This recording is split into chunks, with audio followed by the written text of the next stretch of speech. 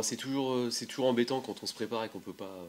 On accumule de l'énergie, l'adrénaline, on se prépare, on se concentre et puis on n'a pas cette décharge à l'heure du match. Voilà, bon, ça nous a pas non plus. Euh, Ça nous a pas empêché de bien préparer le match, hein, c'est pas une excuse. On avait beaucoup joué, on avait eu un match qui avait été compliqué quand même quelques jours avant. Donc d'un point de vue temps de jeu, concentration et toutes ces choses-là, on n'est pas en déficit. Ça nous a permis aussi de faire une semaine complète sans être complètement entamé physiquement. Parce que si on avait rejoué dans ces conditions-là, 4 jours après Rennes, on aurait fait une semaine où on aurait beaucoup basé sur la récup et on avait besoin de travailler nos principes de jeu. Donc ça nous a permis de faire une semaine de travail, on va dire, très intéressante.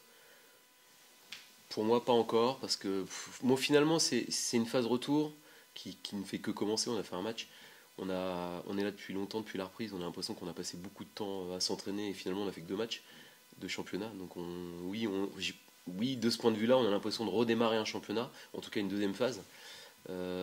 Après, je pense qu'on aura un bloc jusqu'à la fin du mois de mars qui sera très important. Et ce bloc-là définira aussi notre capacité à emballer le sprint final et à jouer peut-être quelque chose sur avril-mai. Donc c'est le premier match de ce gros bloc, on va dire. C'est vrai ils ont quand même du mérite de se relancer après avoir perdu le meilleur buteur du championnat. Ça aurait pu mettre un coup à l'équipe, aux joueurs, au staff. Et ils ont vendu chèrement leur peau contre Nancy, qui était l'équipe en forme, où ils ont cédé qu'à la fin. Ils viennent d'enchaîner 2 victoires consécutives. Donc c'est une équipe qui n'est pas en crise de confiance ni en crise de résultats sur les derniers matchs. Oui, il est flatteur parce que bon, déjà c'est toujours délicat d'analyser un match quand une équipe a joué une longue partie du match à 10. Donc on ne peut pas savoir quel aurait été le match à 11 contre 11. Après je l'ai revu, j'ai revu des situations, on avait quand même bien contrôlé le match. Mais bon, c'est toujours difficile de tirer des enseignements sur un match à 10 contre 11. Ils avaient quand même dû défendre beaucoup avec un joueur de moins, ça laisse comme des traces dans un match. Donc je me sers pas de ce match-là pour préparer celui qui vient. C'est un autre match en espérant que le résultat soit heureux pour nous à la fin.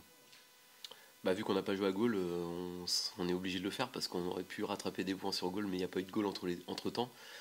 Bon, après sur ces matchs-là, je suis pas à me dire il faut prendre les 6 points. Je me dis qu'il faut gagner les matchs à Bonal, quel que soit l'adversaire. Voilà, on a 2 réceptions, c'est 2 réceptions qui viennent après beaucoup de réceptions. Donc voilà, maintenant c'est vrai que si on va améliorer notre bilan mathématique demi-saison, il y a des endroits où il faudra faire mieux, et puis il y a les équipes qu'on a battues qu'il faudra rebattre une deuxième fois, c'est à peu près évident. Et ça, ces 2 matchs-là, oui, c'était 6 points, donc si on peut faire pareil, ce sera confirmer ces résultats-là, ce sera une belle performance. Non, ça c'est angoissant pour rien. De toute façon, il y a toujours un moment donné où une équipe gagne. Avant le match de lundi de Niort, il y avait eu des résultats positifs. C'était si on gagne à Gaulle, on fera une super opération. Après, on s'est dit, bah, on n'a pas joué Niort. Enfin voilà, c'est des analyses qui durent très peu de temps parce qu'il y a toujours un match qui arrive après qui remet tout en cause. Et je sais aussi d'expérience que souvent, dans une partie de saison, on qualifie souvent les matchs soit de finale, soit de demi-finale, soit de match de la dernière chance. Et que finalement, on se rend compte que des matchs de la dernière chance, il y en a souvent beaucoup. Et qu'avant que ce soit vraiment le match de la dernière chance, il faut déjà aller jouer les matchs. Donc, construisons notre deuxième partie de saison sur des bonnes bases, avec du contenu, avec du plaisir, avec l'envie de faire les choses ensemble. Et si déjà on arrive à mettre tout ça, on sera sur la bonne voie. Oui, c'est des joueurs qui ont besoin d'entraînement, qui ont besoin de séances intenses. On a pu leur proposer ça cette semaine. Après, dans la capacité de ces joueurs-là à rentrer, il y a aussi une notion de temps de jeu qui est difficilement transposable à l'entraînement sur la compétition. Mais toutes les semaines qu'ils passent à s'entraîner correctement comme ils le font, c'est bon pour eux parce que ça les amène près de leur niveau. Donc voilà, après c'est vrai que le, le binôme, c'est toujours difficile de faire rentrer 2 joueurs qui sont en manque de temps de jeu en même temps. Donc il y a peut-être au début, dans un premier temps, une répartition et j'ai envie de dire, des bonnes stratégies de temps de jeu à trouver pour que les deux puissent arriver en très grande forme au bon moment. Non, parce que ça, c'est vrai que c'est une bonne question, parce qu'on pourrait penser qu'on va faire le copier-coller. C'est pas le même adversaire déjà, c'est pas le même terrain. Et puis surtout, ça, c'est pas 4 jours après Rennes. Il y avait un match qui avait été joué 4 jours avant, dans de l'émotion, dans de la fatigue, dans de la déception liée au résultat, donc, dans tout ça. Donc il y avait une régénération à trouver avec des joueurs frais. Là, depuis, j'estime que la page est tournée et qu'on est sur des choix, on va dire, plus classiques. où il n'y a pas à prendre en compte ces éléments-là, même si ils en font partie, parce que ce match de Rennes, il a quand même été joué, il y a eu un peu de fatigue, mais voilà, on est plutôt sur quelque chose de plus classique là. Ouais, il a repris, mais il n'est pas encore certain de pouvoir jouer parce qu'il est encore un peu gêné notamment sur du gelon. Donc il a fait un soin hier avec le staff médical pour améliorer les choses et on va voir à l'entraînement tout à l'heure si c'est très efficace ou juste un peu efficace. Si c'est efficace, il sera dans le groupe et sans doute même qu'il jouera. Et après, sinon, il sera ou remplaçant ou pas dans le groupe en fonction de son ressenti parce qu'on a des échéances et il n'est pas question de perdre un joueur 3 semaines ou un mois pour forcer sur un match. Ouais, c'est juste. C'est vrai qu'Issouf, il est plutôt dans une bonne dynamique. J'en parlais avec lui il y a 2 jours. Je lui ai dit exactement ça. Je trouve qu'il est beaucoup plus frais dans les entraînements, qu'il encaisse mieux la charge. Et il avait des périodes où il était vraiment en difficulté au niveau physique pour répéter. Et l'intensité qu'on mettait aux séances était difficile pour lui à digérer. Voilà, c'est quelqu'un qui a quand même un profil plutôt puissant, puissance, vitesse, qui a plus de difficultés dans l'aspect tactique générale, et notamment quand c'est des équipes de match très tenues où il faut défendre, attaquer et ne pas faire d'erreur. Et j'ai eu beaucoup de matchs ces derniers temps où l'équilibre du couloir tenait au replacement d'un joueur. Et c'est pas des scénarios pour Issouf tout le temps. On travaille avec lui pour que ça s'améliore. Mais c'est vrai qu'on voit l'importance de Noah parfois dans des matchs comme ça. Par contre, Issouf peut nous apporter beaucoup offensivement sur cette deuxième partie de saison. En tout cas, j'attends d'Issouf qu'il fasse ce qu'il est capable de faire.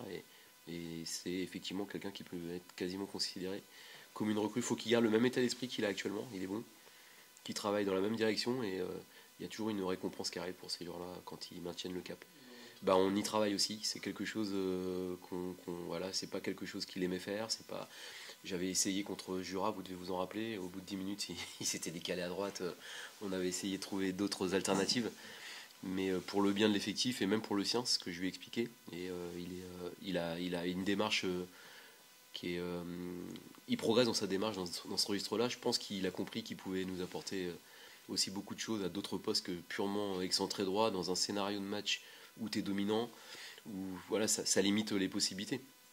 Et pouvoir jouer à droite dans l'axe, s'améliorer aussi dans l'aspect général tactique, puis être en meilleure condition physique, tout ça, ça remplit beaucoup plus de cases et normalement ça doit nous permettre d'avoir un joueur qui va nous apporter un plus. Il y a les deux, il y a mon travail de coach et d'éducateur, c'est de faire progresser les joueurs, les accompagner, de ne pas les perdre mentalement déjà, en leur donnant du temps de jeu, en leur montrant de la confiance contre des Ligue 1, contre des équipes dans des stades pleins. Je crois que c'est le meilleur discours qu'on peut passer à un joueur, de lui dire j'ai confiance en toi. Après, il y a le travail du joueur qui doit aussi, lui, à un moment donné, prendre la main parce que c'est lui qui joue et c'est pas les autres. Et c'est gagnant-gagnant ou donnant-donnant. Et voilà, moi, quand je vois que la réserve gagne 2-0 et que je vois Hendrik qui avait doublé, je suis content, c'est la meilleure réponse en fait. Mais ça doit être dans le temps, dans la durée. Oui, ouais, bah, la question est très, très simple à répondre. On entame le cycle retour. On sait très bien que sur les cycles retour, les matchs vont beaucoup plus vite parce que ça s'enchaîne beaucoup plus rapidement que sur le cycle aller. On n'a plus le temps de préparer ou de tester des choses. Voilà, toutes les équipes ont leur objectif maintenant. Celles qui sont en bas, celles qui sont en haut, voilà, tout le monde veut prendre des points. Tout le monde, je pense, a vu ce qu'était capable de faire Sochaux aujourd'hui. Donc voilà, le cycle retour est toujours plus dur. Les matchs sont beaucoup plus serrés, les matchs sont voilà, peut-être moins ouverts pour certaines rencontres. Maintenant, nous, voilà, comme je l'ai dit auparavant, il faut prendre les matchs les uns après les autres, mais aussi on a vu ce que pouvait faire le public à Bonal. Donc si on a envie avec les coéquipiers de remplir Bonal, il faudra gagner les matchs pour attirer les foules, quoi. Bah forcément, c'est tous des jeunes joueurs. La plupart sortent des équipes de formation ou n'ont pas forcément connu encore une ou deux saisons dans le monde pro. Donc voilà, ça peut être bien comme mauvais. On fera le point dans quelques matchs, d'ici quelques matchs. Maintenant, il ne faut pas se prendre la tête, comme j'ai dit, il faut bien travailler, bien bosser, écouter les consignes ou les clés que le staff peut nous donner pour chaque match. Et voilà, donc cette insouciance, il faut la garder. Je pense que ma carrière aussi, si j'ai réussi à la faire, c'est grâce à cette forme d'insouciance aussi. Mais il faut, voilà, il faut être aussi à l'écoute de voilà, pas faire tout et n'importe quoi non plus. Donc voilà, il y aura chaque match, il y aura des consignes, il y a forcément des clés. Chaque match sera différent en fonction des équipes qu'on va rencontrer à domicile, à l'extérieur. Donc, faut garder cette forme d'insouciance tout en étant quand même structuré un minimum, voilà, pour faire du bon boulot, quoi. Ah oui, bah de toute façon, c'est clair et net que si on va pas se mentir, sans dénigrer Épinal, eux ils auront aussi leur, je veux dire voilà, comme je dis, il leur faut les 3 points pour aussi sortir de la zone rouge. Mais si tu veux espérer jouer une montée ou faire partie de ces équipes-là, à domicile déjà, tu dois rien laisser, tu dois prendre le plus de points possible. Malheureusement, on ne peut pas revenir sur le passé. On a laissé 2 points contre le Red Star à la dernière minute. Voilà, demain, si tu veux espérer quelque chose, il faut prendre le match par le bon bout. Voilà, j'ai envie de dire, il faut les prendre à la gorge et puis il faut leur faire comprendre que nous, on veut aller en haut et donc il faut prendre le match sur le bon pied, quoi. Ouais, c'était tout nouveau pour moi. C'est là que je vois que c'est pas évident. Les mercato hivernales, on va aller droit au but. Pendant 10 ans, j'ai eu la chance d'être dans un confort, à rester dans le club dans lequel j'étais, à connaître parfaitement les lieux. C'est-à-dire qu'à chaque fois, il y avait juste 2 3 joueurs qui arrivaient au début de l'année. Les matchs de préparation, ben, je vois, sont très utiles parce que mine de rien, à l'entraînement, ben, des fois, moi, je pense quelque chose et apprendre à connaître ses coéquipiers. L'autre, en fait, l'autre coéquipier, ben, donc l'adaptation de connaître mes coéquipiers, de eux aussi essayer de comprendre un peu par moment dans quel secteur je suis, qu'est-ce qui peut se passer. Moi, parfois, j'ai des choses qui sont claires dans mon esprit en fonction de où je suis sur le terrain ou ce que j'ai pu travailler avec mes anciens coéquipiers. Je veux dire, à Strasbourg, les joueurs savaient, par exemple, en fonction de où j'étais sur le terrain, qu'est-ce qui pouvait se passer. Enfin, voilà, on sait très bien que Dimitri, il va pas prendre le ballon et dribbler 3 joueurs sur le côté. Et voilà, ça a été tout nouveau pour moi et j'ai appris à connaître mes coéquipiers. Forcément, il faut s'adapter, c'est ce que je dis. Il faut que le premier qui doit s'adapter, c'est moi, parce que forcément, des joueurs qui sont en national aujourd'hui, s'ils ont la chance de pouvoir aller en Ligue 1, ils verront que dans du placement, dans des positionnements, tout est différent. Je veux dire, tout est différent, tout va beaucoup plus vite. On l'a bien vu contre Rennes, c'était juste des fois du positionnement. Des fois, on me posait des questions, je leur disais, il y a des joueurs intrinsèquement, on le voit bien. On va pas forcément plus vite, on saute pas forcément plus haut, mais c'est toute une histoire de positionnement. On attend, voilà, je pense à par exemple un joueur comme Kevin Ogas qui a ces choses-là parce qu'il a eu la chance de pouvoir dans le monde pro, de rester dans des carrés, dans des zones, je veux dire où le ballon doit arriver. Et tout ça, c'est des choses après quand tu montes, on te l'apprend parce que ben tu joues forcément peut-être avec des joueurs beaucoup plus structurés qui savent en fonction du système dans lequel tu joues, contre quel système tu joues, où le ballon doit aller pour mettre à mal l'équipe adverse. Donc voilà, des fois il y a des choses où je pense que le ballon va arriver mais n'arrive pas. Donc il faut se réadapter un minimum. Et c'est pour ça que je vous dis que bon ben il n'y a pas eu beaucoup de matchs, il n'y a pas eu beaucoup de matchs pour pouvoir le faire parce que ben on a joué contre plus fort et on a beaucoup défendu. Donc voilà, donc demain ça sera certainement une première à Bonal contre une équipe qui fait partie de notre championnat là et donc il faudra aller de l'avant rapidement. Mais voilà donc. Les entraînements ça a été nouveau pour moi aussi. C'est pour ça que j'ai pas voulu. Je me suis très bien intégré avec les joueurs, ils m'ont très bien intégré et donc il y avait une forme d'adaptation aussi à, comme je le dis, c'est un autre football quoi, c'est pas le même.